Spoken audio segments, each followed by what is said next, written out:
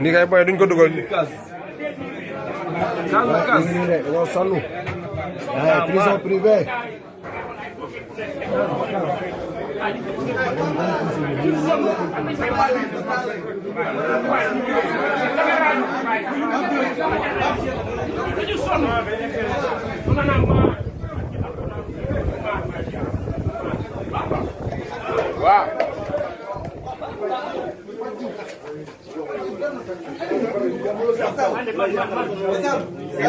On a vécu des moments atroces.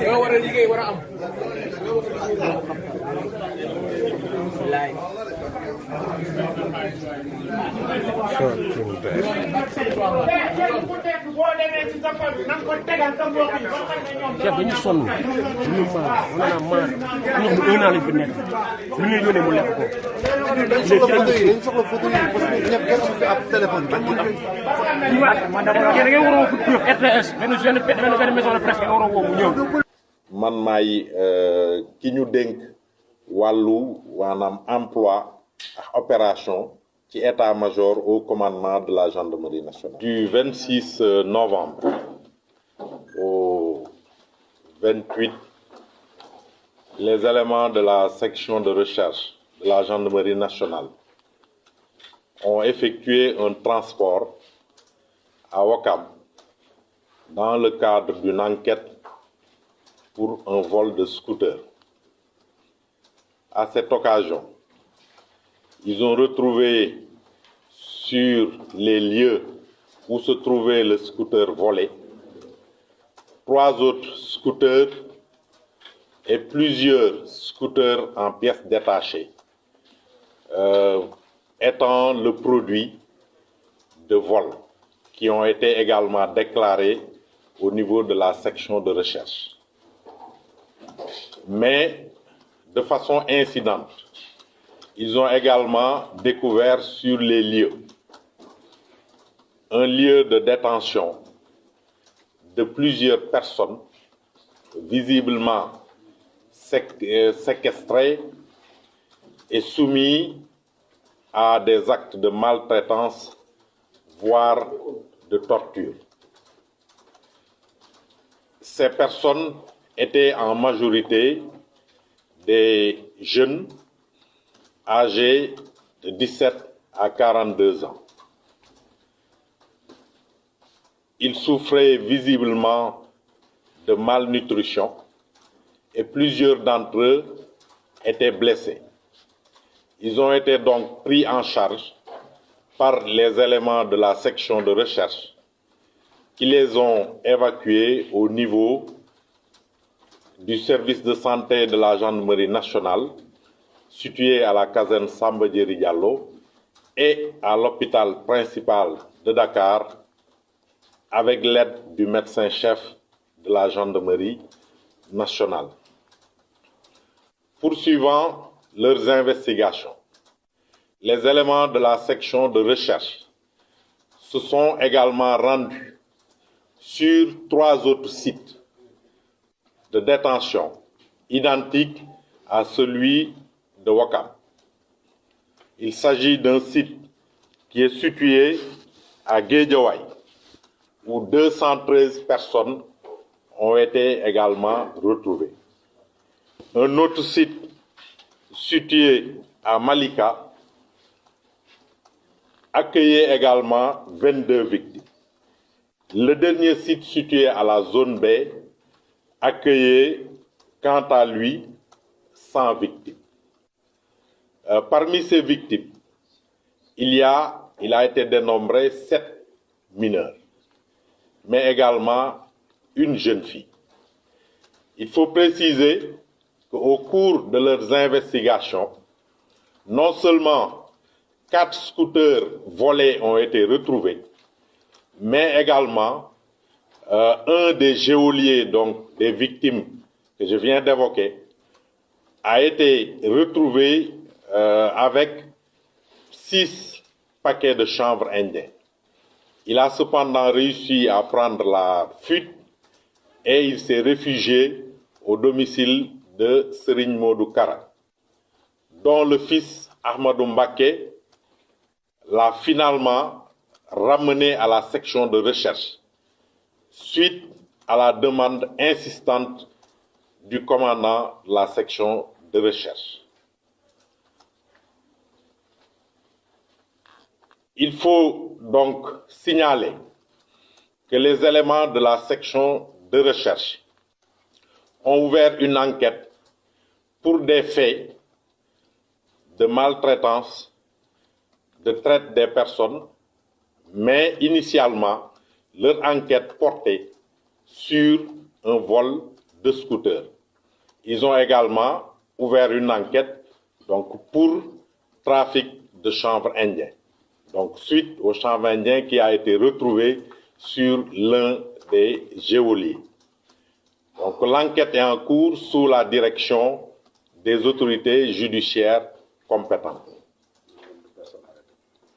Le nombre de personnes arrêtées se chiffre donc à 43.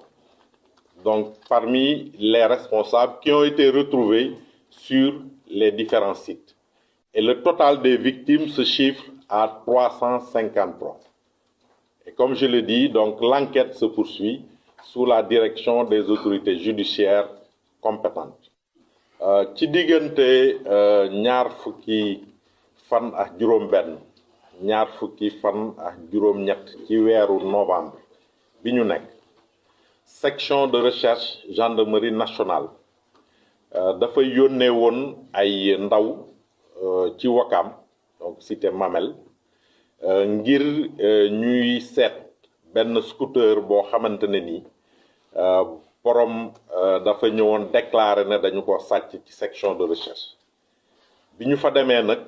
fekk nañ fa scooter boobu nga xam ne dañu ko sàccoon ak yeneen ñetti scooter yoo xamante ne nii dañ leen sàccoon seeni borom déclaré ko ci section de recherche ñu leen di seet fekk nañ fa itamit yeneen scooter yoo xamante ne nii dañu ko def ay pièces détachées ci yenn responsable yi nekk foofu itamit am na ci koo xamante ne nii dañoo fekk fi mu nekkoon ay paquet de chanvre indien lu toll ci mooy yamba lu toll ci juróom-benn wante kooku dafa jot a daw dem làqu ci kër Serigne Modou Kara nga xam ne doom ji ginnaaw si moom moo ko delloo si waat jàpp ko indi ko section de recherche ndaxte commandant de section de recherche daf ko digal ne ko nañu ko indi bi loolu weesoo ci dëkkuwaay boobu nga xam ne fa la ñu fekk scooter yi ñu sàcc ak yamba bi dañu fa fekk lu tollu fukk ak juróom-ñetti gone yoo xamante ne nii ñu ngi am fukki at ak juróom-ñaar ba jëm ñoo xamante ni am nañ ñeent fukki at ak ñaar waaye lii yéeme ci mbir moomu mooy ñooñu fa ñu nekk dafa mel ni maanaam dañu leen a tëj maanaam di leen toroxal boo gisee ñi nga xamante ne nii ñii dañu coo am ay gaañu-gaañu ñii feebar ba mënatuñu dara tëdd ñii boo leen xoolee sax da ngay am yaakaar ne njort ne dañoo tàggox seen sago tellement li ñu leen tëj foofu ak li ñu leen di mettital dafa maanaam wëlbati seen xelaat bi loolu amee waa section de recherche li ñu njëkk def mooy daal di ko yëgal procureur de la République wante itamit daal di leen wàllu boo ànd ceex médecin chefu gendarmerie nationale ba nga xam ne ñi nga xamante ne nii dañu am gaañu-gaañu wala ñi nga xamante ne nii dañoo feebaroon ñii ñu yóbbu leen ci service de santé gendarmerie ñii ñu daal di leen évacuer l'hôpital principal bu Dakar bi loolu weesoo yi tamit en accord ak autorité judiciaire yi section de recherche di wëyal ay investigation am ci déclaration yi nga xam ne ñi ñu fekk foofu Wakaam moom lañ leen jox loolu moo tax ñu dem ba Géejawaay dem ba Malika waaye tamit dem zone B ba nga xamante ne nii fekk nañ fa ay gone yoo xamante ne nii ni ma ko waxe woon sànq ak ay mag yoo xam ne seen at mu ngi diggante fukki at ak juróom-ñaar ba ñeent fukki at ak ñaar ñoo xamante ne nii ci même toogaan bi nga xamante ne moom lañ fekke woon ñi nekkoon Wakaam Mamel ci la ñu toogaan mu am aussi ñoo xamante ne nii dañoo feebar ñii xaw a sax tàggoo ak seen xel donc loolu moo tax ñooñu toll nañ ci lim boo xamante ni mot na 300 ak juróom fukk ak ñett ñi nga xamante ne nii ñoom ñoo leen doon mettital ñoom ñoo teg ci ñoom loxo tëj leen di leen teg ay mettital toll nañ ci 4 fukk ak ñett ñoo xamante ne nii section de recherche daf leen a jàpp di leen waaj a jébbal procureur de la République donc lool mooy li nga xamante ne nii moom moo fi jotoon a rot ci mbir moomu image yi nag maanaam ni ñu toogee ak fi nga xamante ne nii foofu lañ leen dencoon dinañ ko wone donc ci télévision ñëpp mën see teg seen bët mën a itamit am xelaat ci maanaam mbir moomu ni nga xamante ne nii noonu la doyewaa ñi nga xamante ne nii itamit ñoom ñooy responsable yi nga xam ne ñoo yore woon bërëb yooyu ñu dencoon nit ñooñu dañuy woowee seen bopp ñii commandant ki ci gën a mag ñu koy woowee colonel ñoom ñooy responsable